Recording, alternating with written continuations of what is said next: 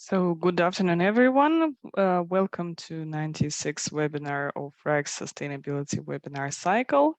For those of you who join for the first time, this is a longer webinar cycle on sustainability and ESG issues. Webinar cycle goes sometimes in Russian, sometimes in English. So for Russian listeners who I find it unusual today in English. You can also listen recording afterwards on YouTube, but unfortunately we don't have translation. So the same for foreigner listeners. It's only English version, unfortunately, without any additional translations. So the topic today is ESG transparency and sustainability management, ranking of Romanian public companies. Today we will discuss ESG transparency and sustainability management ranking of Romanian public companies. This ranking was done by our rating agency RAEX-Europe. We will explain about ESG and sustainability activities of RAEX-Europe. We will also talk about regulatory expectations related to non-financial reporting and ESG in Romania. We will speak about ESG transparency and sustainability management and key takeaways of the ranking. So speakers today would be me, Svetlana Grishankova, Managing Director of RAEX-Europe, and two of my colleagues, Mikhail Kaptsov and Denis Anokhov. First of all, I will say a few words about RAEX-Europe for those of you who don't know about us. We are an independent credit rating agency based in Frankfurt in Germany. We are registered by ESMA for credit rating purposes. So we have ECAI status, this is External Credit Assessment Institution, and our credit ratings are valid for regulatory purposes. Besides classic credit ratings, we also do a lot of work in sustainability field. This is currently not regulated in the EU. So on the next slide, I will show what exactly we do. But before that, also wanted to mention some initiatives we joined. We joined LuxFlag Sustainable Finance Initiative and another ones. Okay, so on services, we do classic credit ratings, ESG ratings, consulting and research, consulting where it doesn't create any conflicts of interest and problems, especially for credit rating services. And we also provide second-party opinion for green bonds, social bonds, sustainable bonds, sustainability-linked bonds, and green loans. So why we started with ranking, we have our own independent database of ESG corporate ratings. At the moment, we cover CIS region with 174 entities from 20 different industries, and we always increase the coverage by adding new industries, new countries, and Romania as well. So this slide shows separation of database by industries. Individual company research is available on our website. And what we did for Romanian market is a little bit simplified ranking process. So this database I'm mentioning is covering more than 200 indicators for each specific company. And for Romanian market, we did also like quite deep, but a little bit less deep research, which my colleagues will cover a bit later. Next slide, please. So I will hand over to my colleagues to cover the regulation issues. Svetlana, thank you. Before presenting you the results of our transparency ranking of Romanian companies, we'll give you a brief overview of the most important parts of non-financial regulation and different initiatives within EU and in Romania as well. We'll start with the EU level, and the three key crucial EU ESG disclosure regulations at the moment are the following. You can see them on the slide. CSRD, of course, the Corporate Sustainability Reporting Directive, SFDR, or Sustainable Finance Disclosure Regulation, and of course the EU Taxonomy. We'll go one by one. So let's start with the first one, the CSRD. As you can see at the slide, it is sort of a successor of another legislative act, previous regulation that is called the NFRD, or Non-Financial Reporting Directive, or as it is also called Directive 2014 95 EU. This one was adopted in 2014 and entered into force around 4 years ago. The main purpose of it was to increase the supply of ESG data, and actually it really did so. But the information disclosed in accordance with this regulation is still insufficient and often non-comparable for all the stakeholders, despite the accompanying guidelines. One of them was introduced in 2017, and one that is related to climate disclosures, the supplement, it was introduced in 2019. That is why in 2021, the European Commission adopted a proposal for the CSRD, which will amend these previous requirements. Namely, it will extend the scope of the reporting obligations. It will introduce more detailed reporting requirements, and of course, mandatory third-party limited assurance, which is very good. The most important anticipated changes are presented in the table. The logic for inclusion is a bit different now in the scope, under this legislation. Scope of information reported got larger. Data now is going to be presented in a different and special format, XHTML, and the limited third-party assurance, as I already said. This piece of legislation will come into power at the end of 2022, and application of the standard is expected from 2024. Going further, CSRD will apply at first for all large companies and then for or just all companies on the market. So yeah, let's move on to the next one. And the next one is SFDR. It was introduced in 2019 and came into effect in March 2021. And it imposes mandatory ESG disclosure obligations for financial market participants that sell financial products and perform like portfolio management services, for example, pension funds, banks, insurance companies, and so on. And its main aim is to prevent greenwashing and increase transparency on the European capital markets.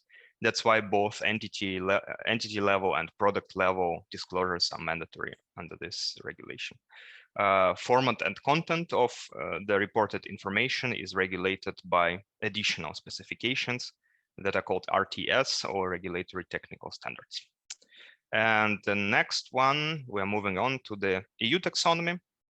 EU taxonomy is in essence what it is. It is a classification system, and the aim of it is to help define environmentally sustainable activities.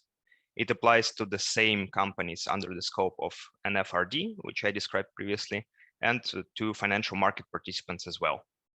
So, and in order to be classified as environmentally sustainable, according to this taxonomy, at least one of the six objectives is to be reached. And at the same time, no harm should be done to any other topics, like no harm principles, do no significant harm. Moreover, the activity must also comply with key minimum standards, for example, of OECD or like UN principles.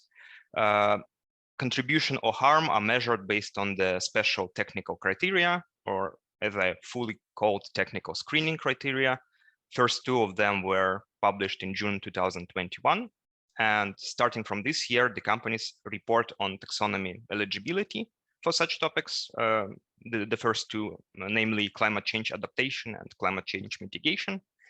And regulation requires companies to disclose three particular KPIs: the percentage of turnover derived from green products or services, the percentage of CapEx and OpEx. And starting from 2023, in scope, companies are expected to start reporting on the remaining objectives. And now we'll briefly cover the Romanian reporting regulation and its initiatives. The NFRD got in power in Romania, of course, as well. We had two separate legislative acts, one in 2016 and one in 2018.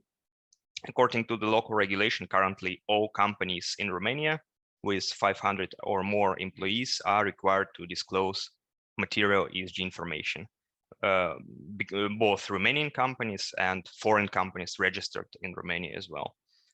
Disclosure should have a form of like a separate non-financial statement, and it should be included in the management report. Also, currently, the Romanian Department of Sustainable Development is developing Romanian Sustainable Code, which is an important initiative. And this one will facilitate the monitoring of the implementation of Romania's Sustainable Development Strategy 2030. And of course, a lot of initiatives are done by the Bucharest Stock Exchange. The exchange is a member of SSE, Sustainable Stock Exchange Initiative, and it issued the first ESG reporting guidelines in April. By the way, this overview of legislation is actually based on them. And it also prepares environmental and social reporting itself and has a sustainability page on its website. So that's pretty much it for the overview of the legislation. And now my colleague Dennis will present you the results of our transparency ranking. Thank you. Thank you, Mikhail, for this interesting introduction to regulatory landscape in the EU and Romania. And also, I recommend all participants who are interested in ESG disclosure and sustainability topics, this guidance, which was prepared by Bucharest Stock Exchange in cooperation with the European Bank. It's very detailed, interesting, and comprehensive, and you can find a lot of useful information. And so now we go directly to our research of the current situation with the disclosure of non-financial information by public companies in Romania. Yeah, and first of all, so in the first stage, we have chosen companies that are listed on the National Stock Exchange, Bucharest Stock Exchange. This sample included 134 companies from different industries, and the main goal was to understand the availability of information related to ESG on their websites, and whether these companies disclose non-financial information in the annual reports or publish, for example, separate sustainability reports. So this sample includes 83 companies from the main segment of the stock exchange, and we add additionally companies from the IRA segment, which with the market capitalization not less than 10 million euro. And our screening of these companies showed that only 53 companies have sustainability or CSR or ESG section on their websites. And also, as you can see on the right-hand pie chart, only 38 companies, that's below 30%, publish their sustainability reports or include additional section in their annual or integrated reporting. So once we got these results, we also revealed that disclosure worsens as the size of the company decreases, which is of course due to regulatory requirements that apply primarily to large companies, but also due to the less attention by stakeholder groups to medium-sized companies. And additionally, we also checked that the database of the databases of major rating providers. We checked the availability of ratings for the Romanian companies and found that less than 10% of companies are currently on the radars of rating agencies. And also thus our conclusion that the market for ESG data and rating is at an early stage of development in Romania, and we hope that with the development of regulation and investor attention, investors' pressure, companies will start to pay more attention to disclosure of non-financial information. And the next step was an in-depth analysis of ESG transparency and sustainability management practices in Romanian companies. And the next few slides present our methodology, our approach. First of all, we limited ourselves to companies with a market capitalization of more than 50 million euros, since I mentioned earlier that as the size of the company decreases, the level of disclosure also decreases significantly. And also we excluded asset managers and investment funds, as well as foreign companies from our sample.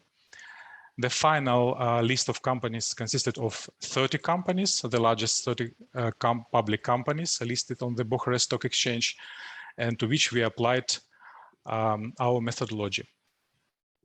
Our approach involves assessment of disclosure of ESG indicators, as well as the availability of ESG strategies, policies, and integration of sustainability issues into the corporate governance.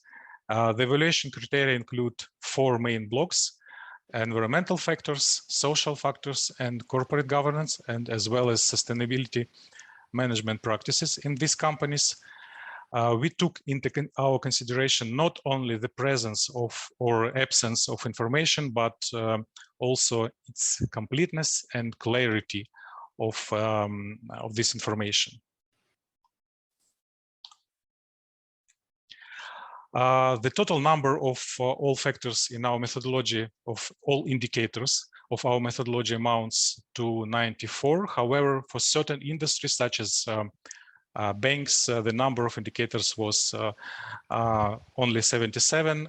The number of indicators used in the assessment of a particular company depends on the materiality of these factors for the industry where the company performs. For example, for banks, we didn't assess air emission and biodiversity. Instead, we added additional indicators about disclosure of their green and social portfolios. And a score for each indicator varies from 0 to 1. It can be a binary indicator, for example, if there is no information, 1, if not 0, and for example, company disclosure info about their policies, programs, and discrete the assessment if quantitative indicators are disclosed for from 1 to 4 years, for example, for such indicators as greenhouse gases emission. And the rating for each section, we have 3 sections, E, S, and G, is calculated as the ratio of total received scores to the ratio to the maximum sum of scores for this section. And the final rating is just the average of these 3 E, S, and G ratings. Of course, our analysis has its limitation, and the rating only involves an assessment of transparency and do not show this analysis the ESG performance level or ESG risks level, and also we don't confirm the reliability of this information on in the reporting of the companies. Or also the assessment may also fail to identify all disclosures in the reports if the documents are poorly navigated or readable on the websites of the companies. And next 6 slides presents a set of evaluated indicators by sections. I will not go into details about each indicator. Instead, we will send you our presentation after this webinar. Also, you can ask additional questions during our webinar. We will answer in the end. And so as you can see on this next slides, we assess such list of indicators for each section. For example, environmental section includes water use indicators, waste management, biodiversity, contaminants generation, energy use, and environmental product responsibility, as well as climate change indicators, supply chain, namely environmental risks in the supply chain, environmental compliance, and additional indicators for banks, environmental asset portfolio.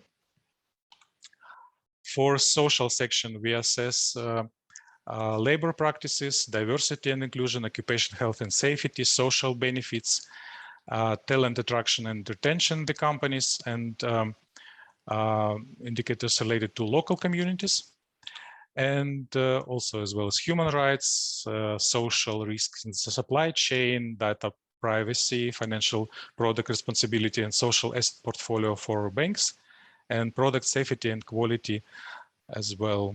And in corporate governance, we assessed the disclosure information about board structure and activities of the board and transparency in the company, independency of the board, risk management practices, structure of ownership, dividend policy, and information related to business and compliance with the code of conduct, business ethics in the companies.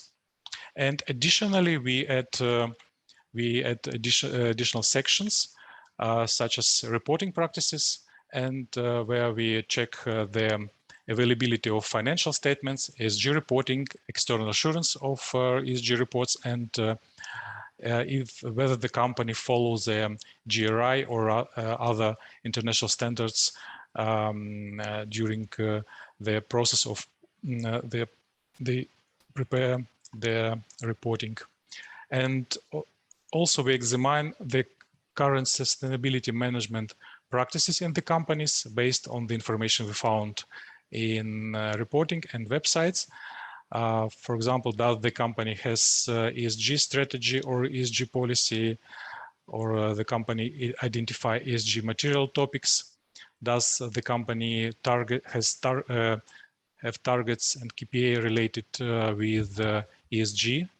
And whether the company's governance structure includes ESG management, also including the board of directors' commitment to overseeing ESG topics and ESG factors in the activities. And also we assess other ESG KPIs included in the management remuneration plan for companies' management and also board directors. So on this slide you can see, so now we move directly to the results of our assessment. On this slide you can see the ESG ranking for these largest 30 companies, from highest to lowest. As well, you can see the rating for each section, E, S, and G. Among the leaders in the transparency ranking, the top 10, you can see 3 companies from the oil and gas industry, 2 banks, a company from the food service industry, pharmaceutical company, and companies from the energy sector. So this top 10 is pretty diverse, so not only several industries, different industries. Of course, again, I want to emphasize that these results didn't assess ESG risks and how companies mitigate these risks. But in our experience of ratings assessments, company transparency strongly influence the rating, the ESG rating the ESG rating assessment, and it's also very highly correlated with the final ESG ratings of major rating agency and of our rating agency. Also, we will send all, we have sent all the companies in our ranking detailed results of our assessment, and we'll be happy to answer any questions individually and discuss our assessment. And I think this information will be helpful for companies to maybe to understand what to change in the future. And moreover, we would like to present not only the ranking alone, but also our findings. As you can see, firstly, in the right-hand chart, you can see that the scores for each factor are different. It is noticeable that environmental disclosure score is lower than, for example, social score. Only 30% of indicators were assessed positively for environmental section, and 25 companies were assessed below 50%. So it's, as I can say, that environmental disclosure, disclosure of environmental related non-financial information is the weakest side of Romanian companies. As you can see, water use information, biodiversity, and climate change, and environmental risks in the supply chain. Banks have only 2 banks were assessed, and they have a very good level of disclosure of their environmental assets portfolio, dynamic of this assets portfolio, and impact of their green and social loans. When it comes to social factors, the evaluation of social factors is at moderate level, and it's quite homogeneous. In average, 45% score for all our sample, with 90 companies below 50%.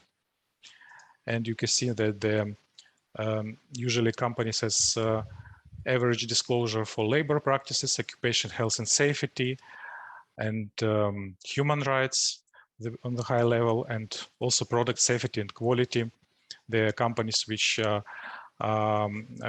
perform in the food industry and in the packaging industry, they disclosure information about quality of their products, product safety.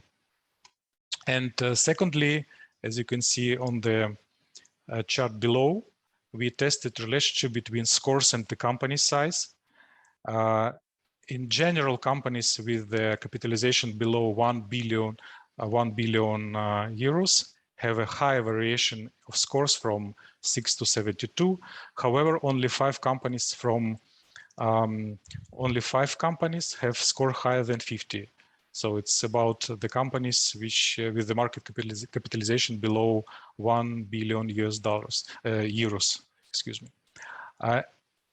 And while only one company with a capitalization above 1 billion has a score around 50, all others large companies have scores significantly higher.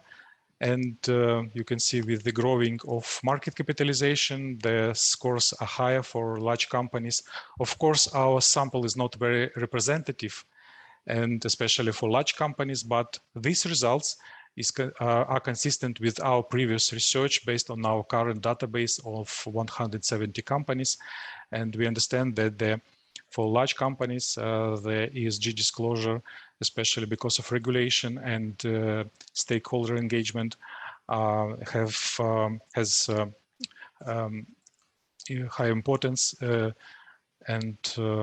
this company usually disclosure all relevant information and regarding their material issues. So when it comes to disclosure of corporate governance information, it's a strength of almost all companies from our ranking. Average score was almost 60, and 21 companies have scored about 50. You can see on the right-hand chart that usually company disclosure all information about their board directors structure and transparency, ownership structure, business ethics and risk management.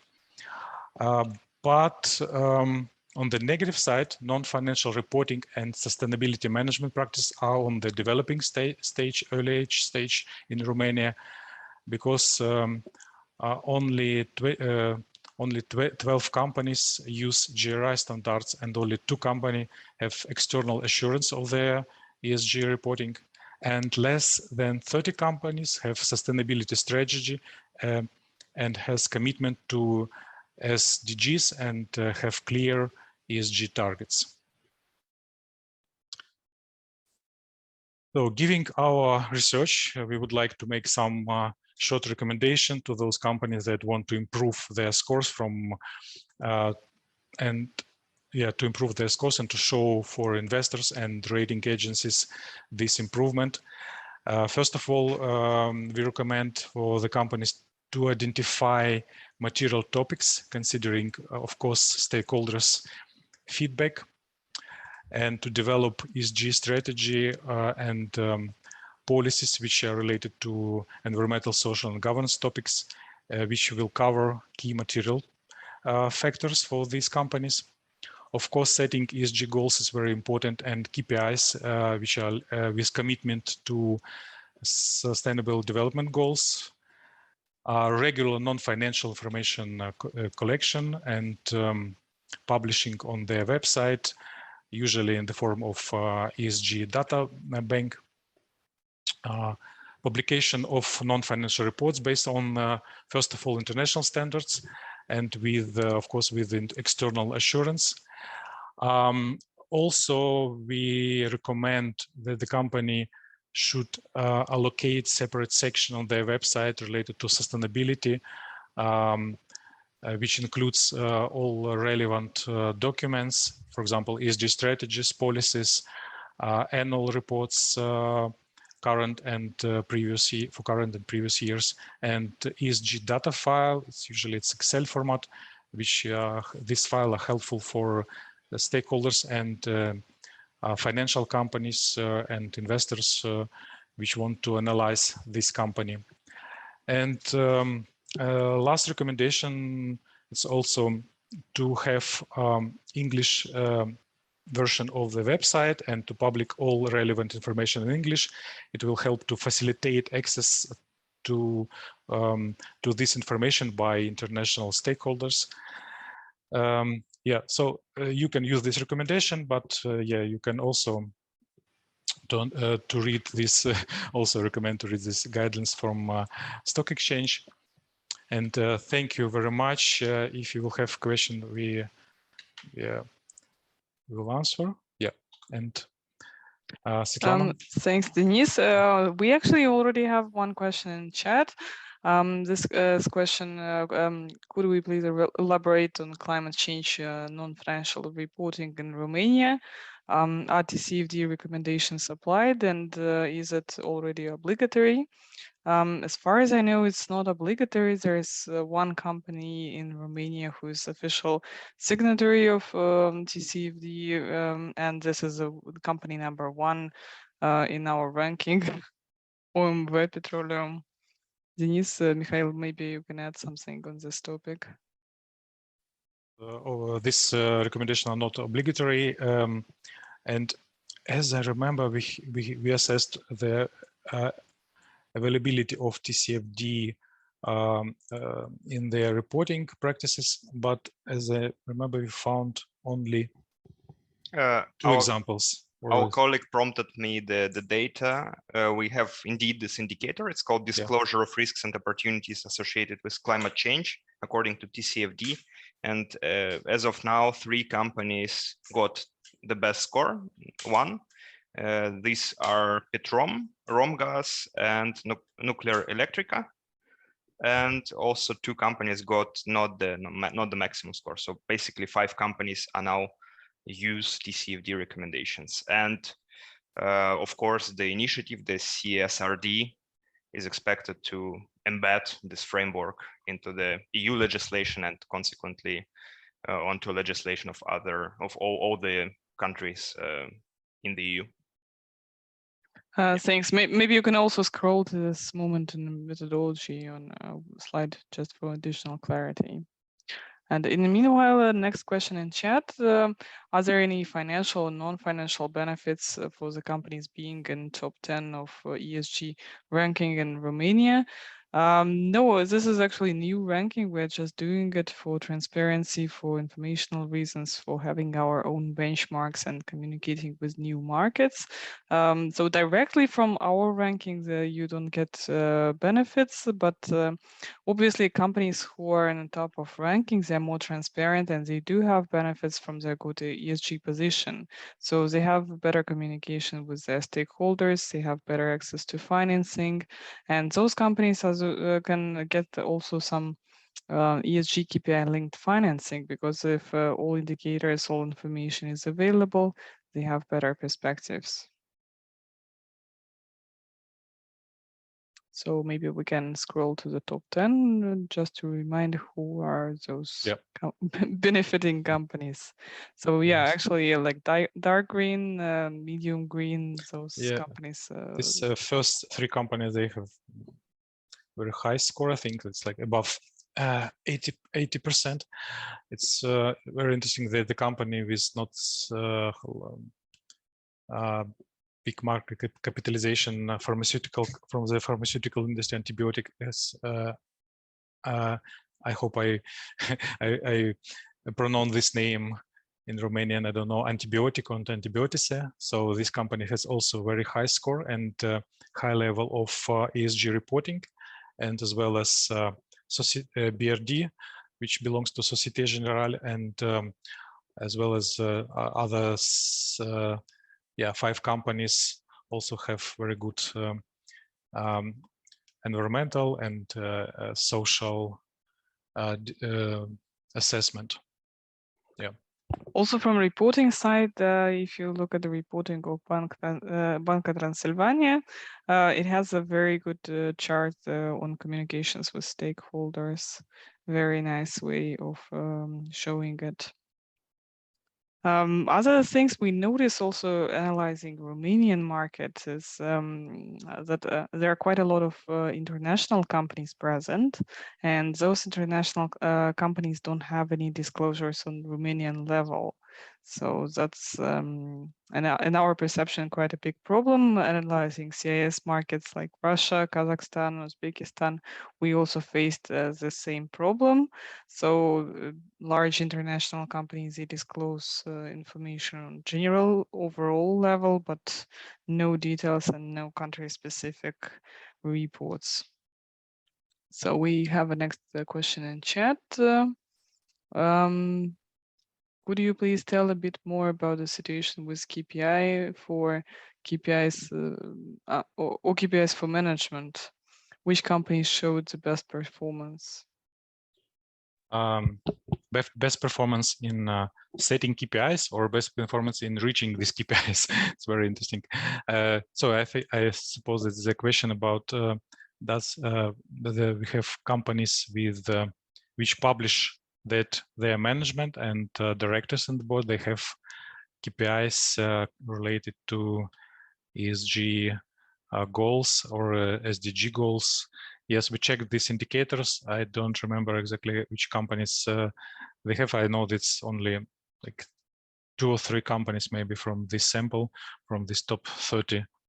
They publish that they have KPIs.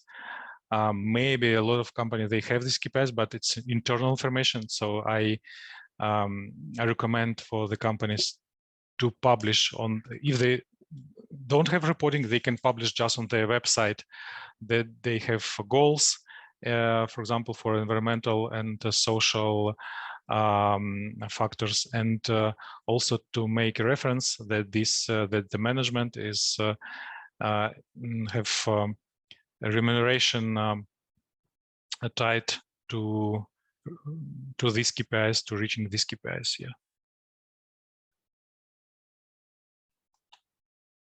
Thanks, Denis. I don't think we have any more questions at the moment, so we can probably go to the announcement of the next webinars. As we mentioned, that's a regular cycle. Most of the webinars are unfortunately for Russian-speaking audience, but we are mixing it now.